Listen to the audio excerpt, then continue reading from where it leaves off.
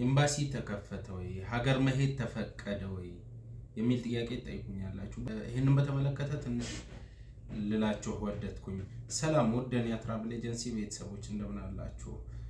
ብዙዎቻችሁ ኤምባሲ ተከፈተ ወይ ምንድነው የሚል ነገር ጠይቁኛላችሁ። ኤምባሲ ተዘግቶ አይታወቅም። በመጀመሪያ ደረጃ ምናልባት ለበዓል ወይ በእረፍት ቀን ካልሆነ በስተቀር ኤምባሲ ተዘግቶ አይታወቅም። ለማንኛውም ሀገር መሄድ የሚችለው ማን ነው የሚለውን ነገር በየትኛው መልኩ ሆኖ በኡምራ ሊሆን ይችላል፣ በዚያራ ሊሆን ይችላል፣ በጠለብ ሊሆን ይችላል። በየትኛው መልኩ ሆኖ ባየር የመጣ ሰው አሁን ለጊዜው ዝግ ነው።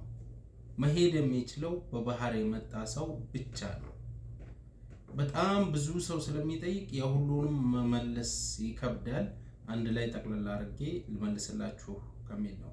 አንድ ሁለተኛ ደግሞ በሰሞኑ ኤምባሲ ፎቶ ይዛችሁ ነው ይላል። ምንድነው ምናምን የሚል ነገር ብዙዎቻችሁ ትጠይቁኛላችሁ። ፎቶ ይዛችሁ ነው ሲል በፊት ሲባሴ ማውጣት ስትፈልጉ ሁሉም ነገር እዛው የተሟላ ነበር። ፎቶ እዛው ነበረ የምትፈልጉት፣ ሁሉም ነገር እዛው ነበር። አሁን ለጊዜው በተፈጠረ የራሳቸው ችግር ፎቶ እዛ መነሳት አትችሉም። ስለዚህ የኤምባሲው ፌስቡክ ድረገጽ ምን አይነት ፎቶ መነሳት እንዳለባችሁ፣ ስንት በስንት የሆነ ፎቶ መነሳት እንዳለባችሁ ሙሉ መረጃ ተለቋል።